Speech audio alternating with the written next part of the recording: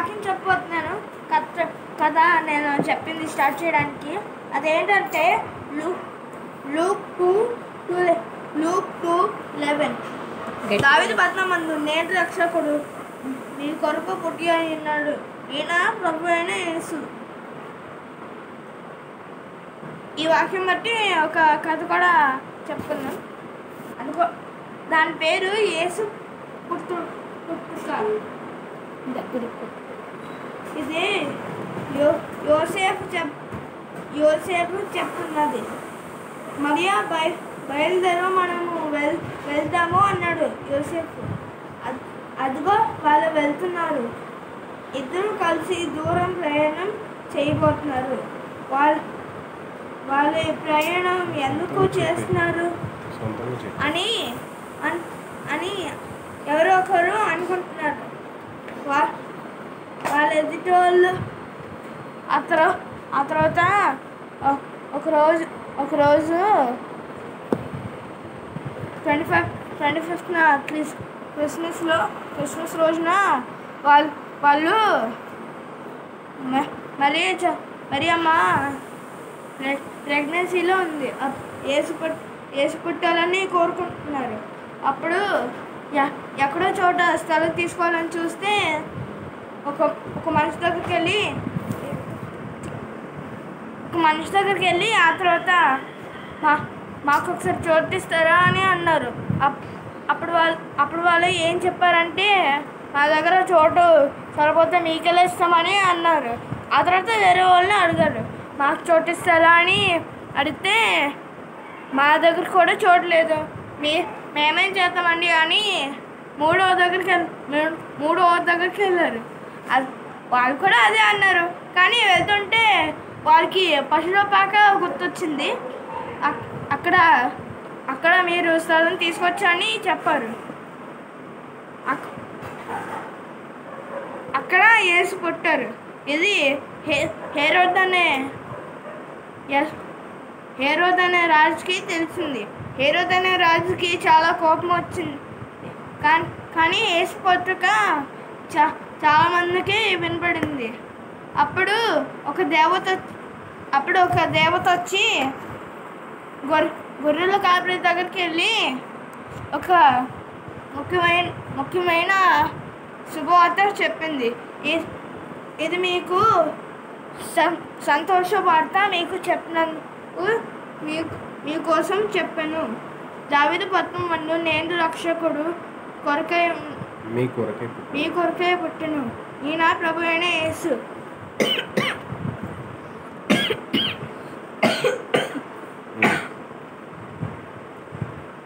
అందరికి వినబడుతుంది కదా?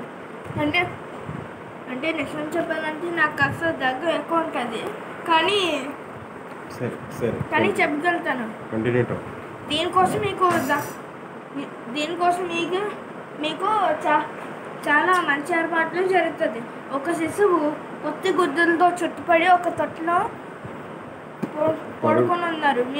మీరు అన్ని కలవడానికి బంగారము సామ్రాణిలు తీసుకెళ్ళండి అని ఆ దేవత చెప్తే అప్పుడు వాళ్ళు ఓకే అని అనుకున్నారు. అప్పుడు ఆ గొర్రెల కాపరుడు వెళ్ళి ఆ తర్వాత వాళ్ళు బంగారము సాంబ్రీను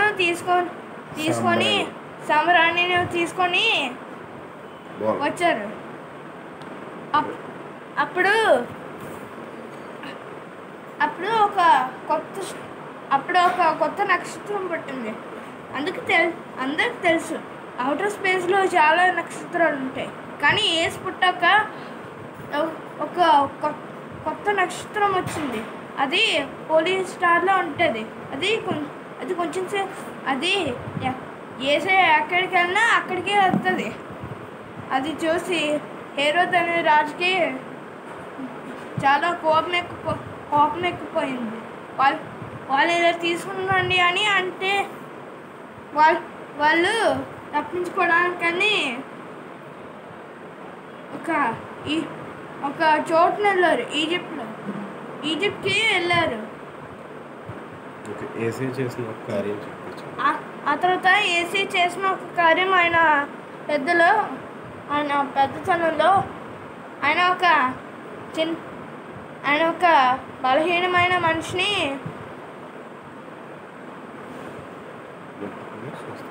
ముట్టుకొని స్వస్థరించాడు. అప్పుడు ఏమైంది? అప్పుడు ఆయన అప్పుడు ఆయన బాగా అయిపోయారు, నయమైపోయారు.